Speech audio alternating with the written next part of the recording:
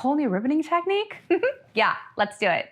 Welcome back to Christmas or University. I'm Jeanna Loves Christmas. This is also the channel for Christmasing. The education you're gonna get here, first and foremost, it's free. And second, the memories we make are timeless. And what you're gonna learn, I'm going all in with content this season. This is super simple and the ribbon just cascades off the tree. I could keep talking about it or I could make it for you.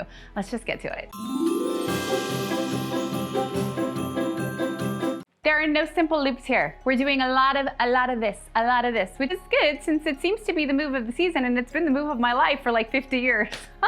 I'm using wire pre-cut 12-inch pieces. Velvet, double-sided. All I'm going to do is I'm going to take my fingers and I'm going to make a pinch. This is part of the 5-piece pinch, pleat, pucker, pop. This gives me a pinch and some pleats, and it gave me a pucker, and it's gonna give me a pop. The only thing I didn't do is make the loop first. But you still have to pinch and you have to hold it super tight because you wanna get all of that and you need to get it in your wire. So I'm gonna twist this a few times and then I've got something to attach to the tree. This is what the back looks like. That's what the front looks like. Now here's the thing. I'm gonna do this all the way down this section. Like I said, I pre-cut it because I already used it and I've only got 10 yards. But I'm gonna do this all the way down and there's not gonna be any uniformity. When you're being creative, there is no rhyme or reason. You just start going and you get to where you're supposed to be by the time you're done. And for whatever reason, I like there just to be a cute little tail. I feel like it's part of my design. I also really prefer my ribbon cut at an angle. It's just a personal preference. If you like yours cut like a little ducktail situation, do that. That's what it looks like. That's what it looks like. Excellent task to do with somebody else because the pinching is laborious. I built a little statement section with ornaments down here because it was at an entry and when you walked in, you saw this. Gifts will go under here as well, but this is just gonna be like a little moment. No rhyme or reason, I'm just bunching them in there. Cozy. You might have just thought it's 100% weird I stopped to do that, but it was part of the design. It's also the reason I did this with the ribboning. Tail up, and I'm going to start on this is to me an outer branch. Twist once, maybe twice, and we're just gonna teeter. We're teetering off the branches. Now I'm going to take the next one, and I'm going to hide the ribbon just a little bit. So I'm gonna get my pop back, and I'm going to bring this one up, getting a really, really pretty ripple. Like think of candy rippling. That's the look I'm going for. I'm going back to the original branch I wired it on. And in some way, I guess I just made a single loop bow, but I didn't, but I kind of did. I stay on the outer branches and I'm going to lift, pop it back up, lift it, and I'm staying on an outer branch, but I am wiring this tight into the branch. Even though I'm on the outer branch, I'm going all the way in. I'm not like going here. There's a structure to this. This is I just want to talk to you. Why don't I just make a video and then voice it over? I'm gonna do the same thing. I'm leaving my loop a little bit bigger here. But I am on an outer branch. I'm just all the way in it. Getting towards the end, I'm gonna go a little tighter on this one. I'm gonna find something to attach it to. It's just so pretty. Just so pretty. Same thing. Sticking on an outer branch. And then I'm letting that little tail just kind of hang there. Okay, let's do another one. And I'll tell you where the inspiration's coming from. So we already went down this direction. I'm going to go this direction and I'm going to do the same thing. Half my hand into the branch. This is the branch I'm going to connect to. I am one with the branch right now. We are very, very tight in there. And I think that is a very important part. Now I'm going to pop the ribbon up and I'm going to come back. I can go right back. That's a very tiny loop. See, I told you it doesn't matter. Doesn't matter how big your loops are. Does this save ribbon? I don't really think so. This is the difference though. On a regular tree with my regular ribboning style, we're going into it's a pop quiz. Heart! We're going into the heart of the tree. I mean, everybody knows that, obviously. And the heart of the tree is the trunk. So in my regular ribboning style, we're going right into the trunk of the tree. And the reason we go into the heart of the tree is because we want the ribbon to bounce back and be really giving.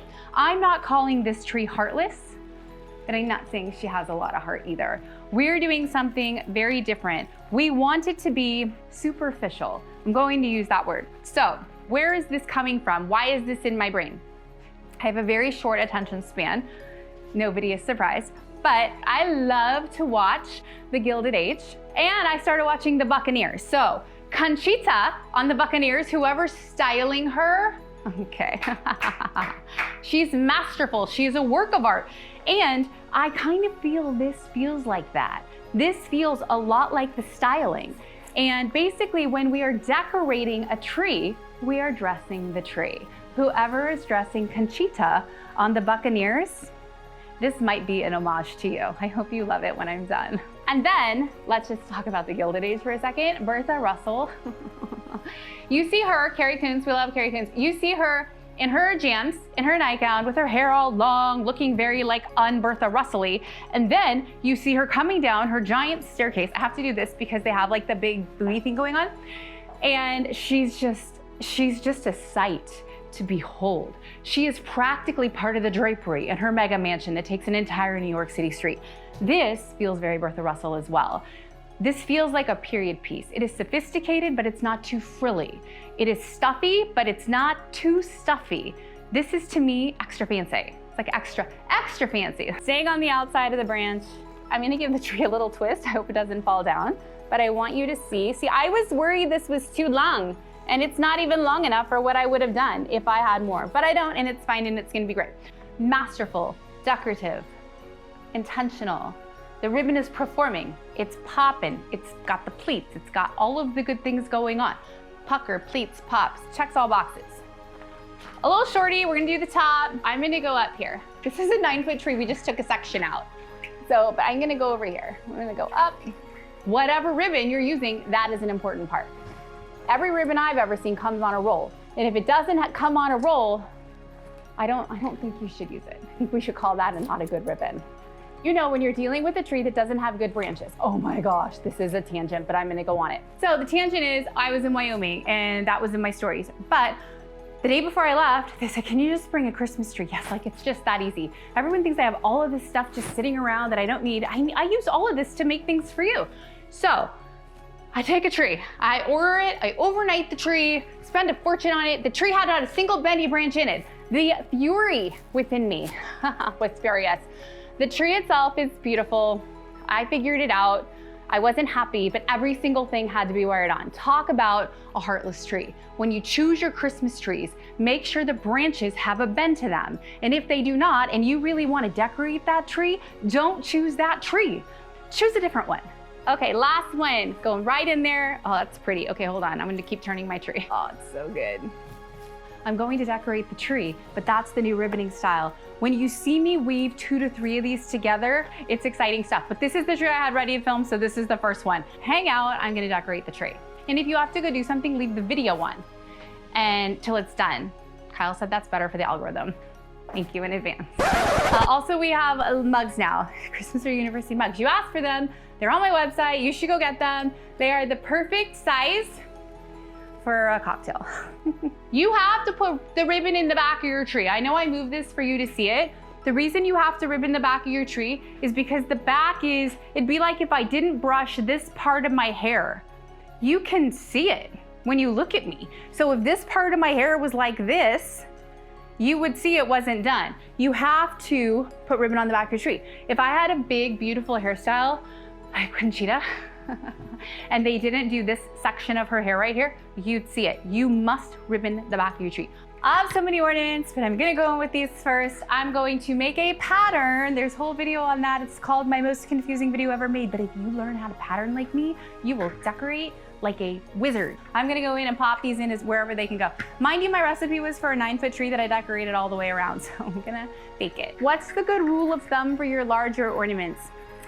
I feel like chest level is like higher, like this is too, and I realize that is you're not the same height as me, so that might not be the same for you. I feel like 2/3 and down, you can get away with it. In the front, maybe like a little more than halfway. That's the good rule of thumb.